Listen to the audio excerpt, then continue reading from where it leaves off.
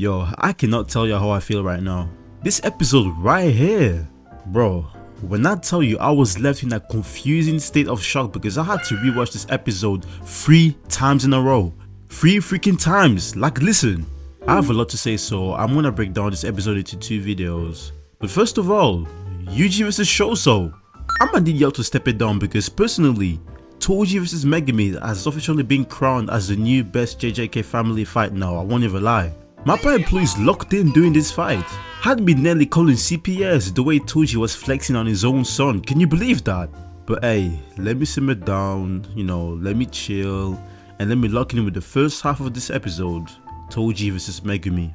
Now, if you watched my last video, by the way you should, and subscribe as well, you would have an overall idea on what I think about Toji and his restriction.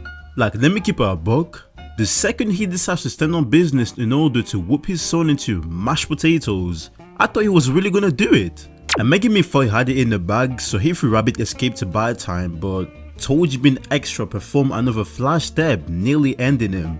I mean, if he flash stepped Grandma and Daigun, what makes you think Megumi was gonna be an exception? This man only cares about 2 things, 3 actually, which are collecting his cash, beating up teenagers and elderly people, and enjoying this nice bowl of Japanese food. And I'm not gonna lie, showing affection to your son by giving him the whooping of his life has to be his new way of showing diligence/care. And Megumi, his ass was just worrying about escaping because his stats were not looking good. He thought he had it in the bag, but nah. It's got to the point that even his own rabbits were doing more than him. Y'all gotta just look at this, man. Here we got rabbit number 36 running up on Toji, doing a triple-headed kick, and when that wasn't enough, he told the squad to get straight into jumping this nigga Toji. You know how bad it looks that your own rabbits have to jump your dad because you wasn't putting that work in?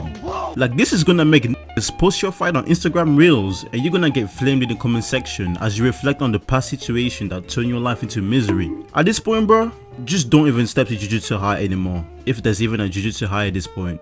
And to this day, I still think Toji's Evelyn restriction is the Lord's blessing over him for having no curse energy, because I promise you one thing, I don't remember any of this. Like, since when was this nigga able to casually airbend rocks like his name is Angle some shit? Oh my goodness, bro, there's no way. Like, just think about it real quick. Heavenly restriction. What does heavenly mean? Suggesting the blessed state of heaven. This has to be like a scam, but in reverse somehow. This is gonna be like one of those fake you win iPhone 15 ads, but instead, you actually win it. Now personally, I ain't got no curse energy, so they might as well just sign me up for it. Nope, not you, go back. Toji. Toji never fails to surprise me, man. Y'all seen those memes about drunk dads coming home to beat up their kids? Well, one thing's for sure. This entire sequence felt like it because what could possibly motivate you into beating up your own offspring like there's no tomorrow? Like, think, bro, they have to send his ass to Dr. Phil because we need to sort out this family issue. This is child abuse. Are you sorry for being an absentee father? Every day. Have you ever looked him in the eye and said that? No. Like sending an entire truck to your son's face.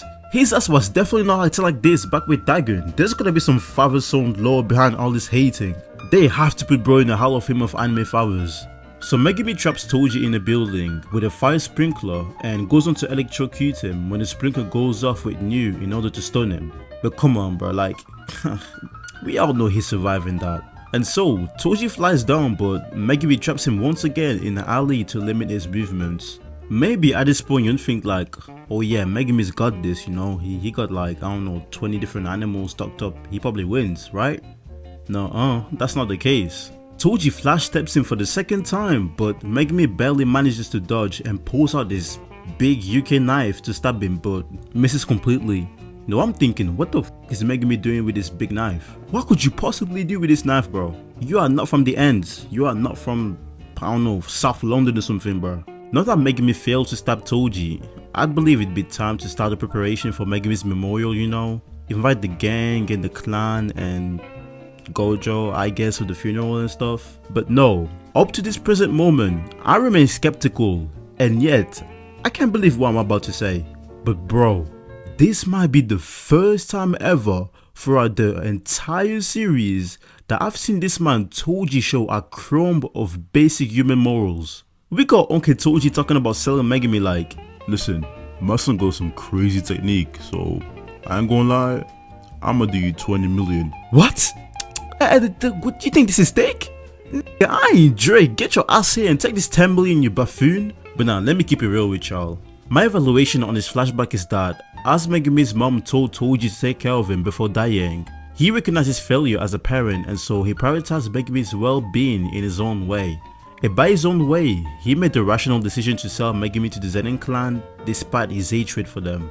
But now that he's seeing his son grown and strong even without the clan's protection, that brought Toji relief, which I believe contrasts with his own experience since he was rejected by them. Seeing his son being Fushiguro instead of Zenin brought him peace. And so by recognizing his absence in Megumi's life, Toji concluded that revealing himself to him would only be selfish and perhaps harm Megumi in some ways. And so by choosing to end himself from the situation without saying anything was probably his best choice. And I'm not gonna lie, this actually fits his character, and that's why I think he's one of the best characters in the entire series, honestly.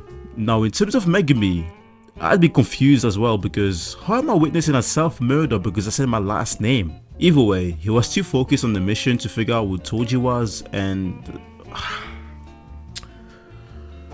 Nanami's victim comes in and slashes this man like, come on bro, just give her a rest. Y'all got Nanami, Maki and Unk, was that not enough? Yo, those streets are really dying with that Gojo.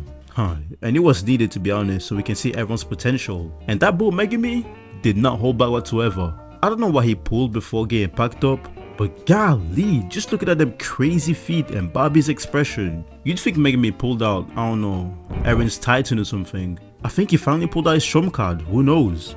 But yeah, I didn't forget, I got y'all with part 2 of this episode with Sukuna and Jogo. The video should be out tomorrow or Sunday, so yeah, just trust the process.